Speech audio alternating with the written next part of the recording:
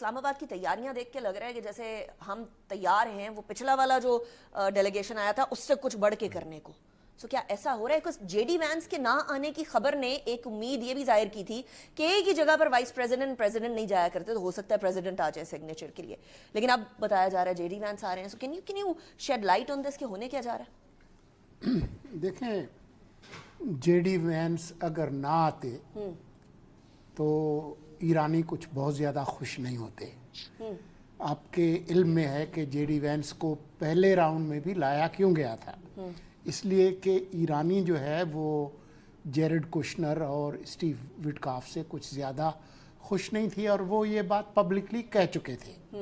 لیکن اس دفعہ جب یہ لوگ آ رہے ہیں تو آپ اس بات کو ضرور ذہن میں رکھیں کہ پچھلی دفعہ جب یہ تعطل ہوا تو امریکی سب سے پہلے اٹھ کر چلے گئے تھے. ایرانی یہاں ٹھہرے ہوئے تھے کافی, ٹھیک ہے, اور کچھ گھنٹے یہاں پر ٹھہرے. اس دفعہ امریکی پہلے آ رہے ہیں اور ایرانی بعد میں آ رہے ہیں. تو اب تو وائٹ ہاؤس نے بھی تصدیق کر لی ہے کہ جے ڈی وینس آ رہے ہیں, بلکہ ٹرمپ صاحب نے بھی کہا ہے کہ کسی مرحلے پر وہ بھی جانا چاہیں گے. سائن کے مرحلے پر جی. تو میں سمجھتا ہوں کہ ان کے آنے میں کوئی دشواری نہیں ہے. باقی وہ جو سیسا ہے بیانات کا, وہ گھر کا سودا ہے, ڈومیسٹک کنزمپشن کے لیے وہ سب نے بیچنا ہے.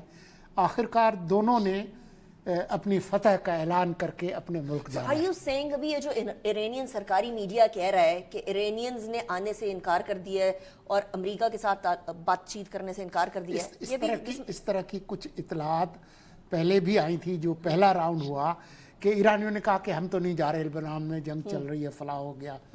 اور ہمارے کچھ ویلاگرز اور جو یہاں پر جو افواہ ساز کارخانے ہیں تو انہوں نے کہہ بھی دیا تھا, یہ بھی کہہ دیا کہ جے ڈی وینس بھی نہیں آ رہے. وہ پتہ نہیں فرینکفرٹ سوئٹزرلینڈ وہاں سے انہوں نے کہا کہ جی میں تو پاکستان نہیں آتا. تو یہ اس طرح کی جو بونگیاں ہیں وہ لوگ مارتے ہیں. لیکن جو حالات ہیں اس میں دونوں کے لیے یہ ضروری ہے کہ اب اس جنگ کا خاتمہ کریں اور فتح کا اعلان کریں. دونوں اپنے اپنے حلقے میں فتح کا اعلان کر کے جائیں گے, لیکن اصلی فتح ساری دنیا کی معیشت کی ہوگی, ہماری بھی ہوگی اور پاکستان کی ہوگی. Definitely this is a Meesho thing کہ 47 سال بعد آپ ان دو ممالک کو بٹھا دیں.